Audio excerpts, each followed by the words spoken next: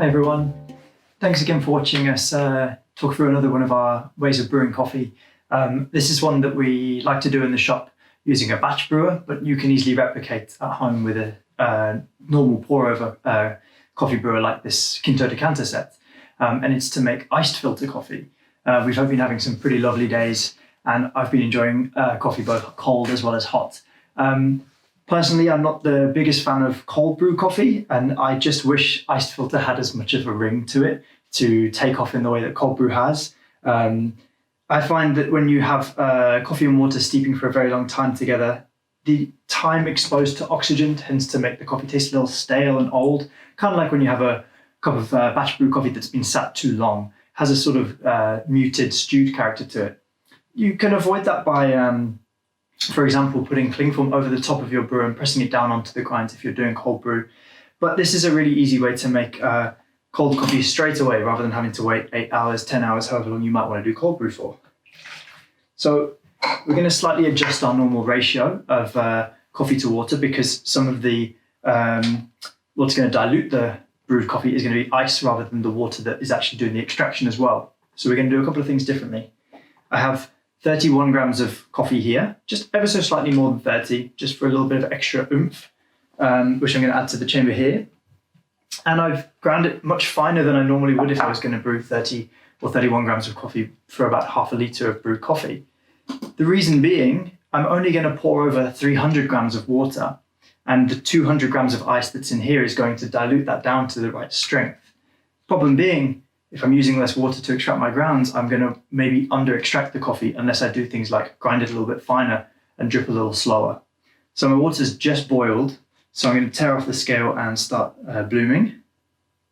And I would do this just the same way we did when we made a V60, cover all the grounds with 2 to 3 times the water that there are grounds. So in this case, 70, 80 grams of water or so is kind of about right.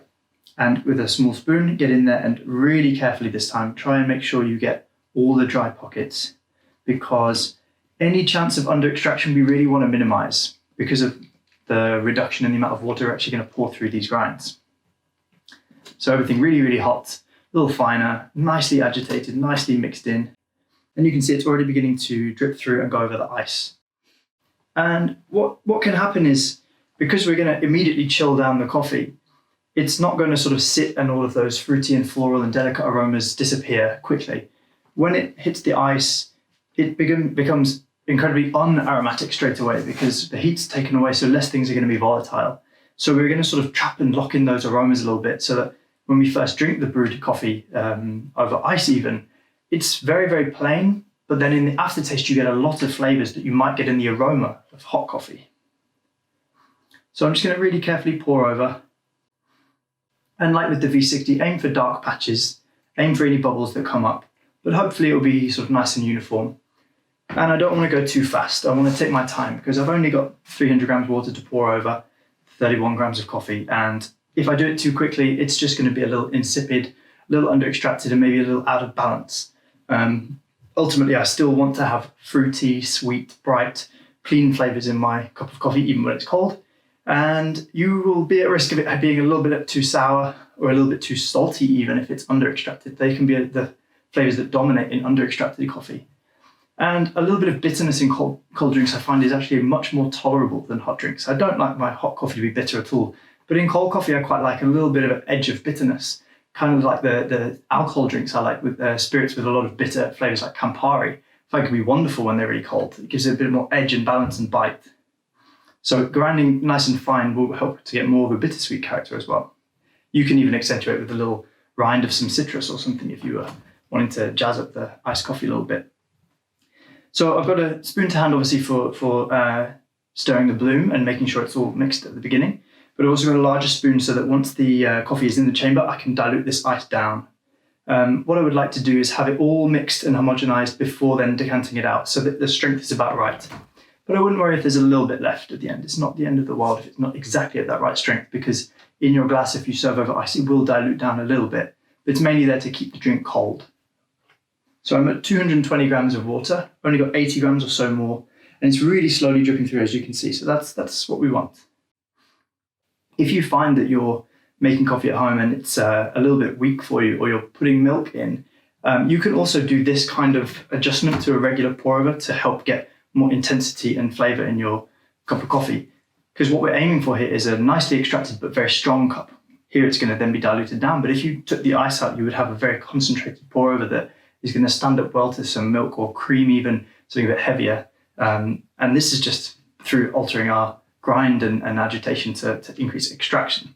The way strength and extraction interplay with each other is quite interesting.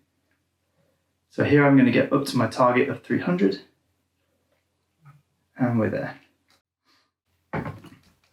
What's kind of nice as well, I can keep the water hot with this particular kettle. I can hold it at 100.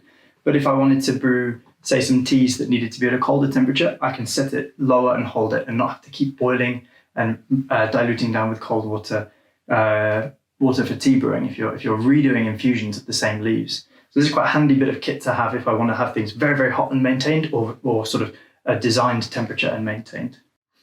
So I'm about there at my draw down. Let's just see how it's going. If I give this a little mix, it'll help. What's nice with this brewer as well, made by Kinto, the inner brewer itself is plastic. So I've got a really good thermal retention in the brew. I can brew at hot temperature and it not sink the heat out like in my ceramic V60. However, the chamber itself is glass, so it's very easy to keep clean. It's very, very nice. And this is handy as well, so that I can immediately take it out, and I've got somewhere to put this if I'm not near a bin. So this is a super handy little addition in there. We're almost through. Drawdown's very slow compared to what I would normally look for in pour-over, again because of that grind. But it's about there. Last couple of drips. You do not need a professional bar spoon or anything like that, but just something to mix and try and get that coffee and ice mixed together and homogenized.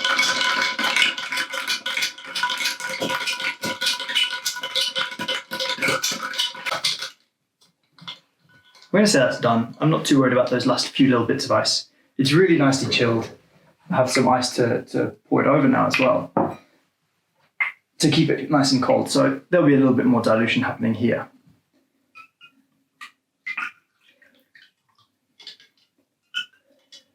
So I think compared to a cold brew, this is going to have a lot more vibrancy, a lot more fresh tasting character.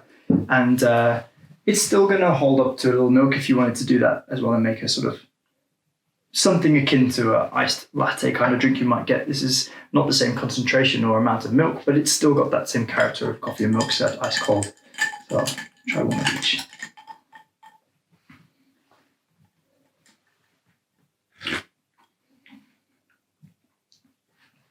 And I can enjoy it straight away. I don't have to worry about letting it cool like with hot coffee. I just find it amazing how it flips around. You don't have that sort of immediate comforting aroma in a hot coffee, and then as it cools, it changes. You have a very, very plain first experience, and then as the coffee warms up on your tongue and in your palate, once you've swallowed it, you get this wealth of aroma coming out in the aftertaste. And it's a mixture of chocolatey and sort of classic coffee flavors, but there's still sort of like a cooked fruit vibe happening here. There's a little bit of jamminess to it, and a part that's because of the coffee I've chosen from Felipe Abad. It's a very, very jammy coffee with kind of pine, resinous black grape notes to it, and it's really suits iced coffee for me. I think it's a great one to do. Do want to try this as well. It's not for me, but I'm going to taste it just to see. You don't kill all the coffee character with a little bit of milk. It's a very, very different type of drink, even from just a splash, but it's super comforting and enjoyable. And on a hot day, I think it would be really, really tasty as well.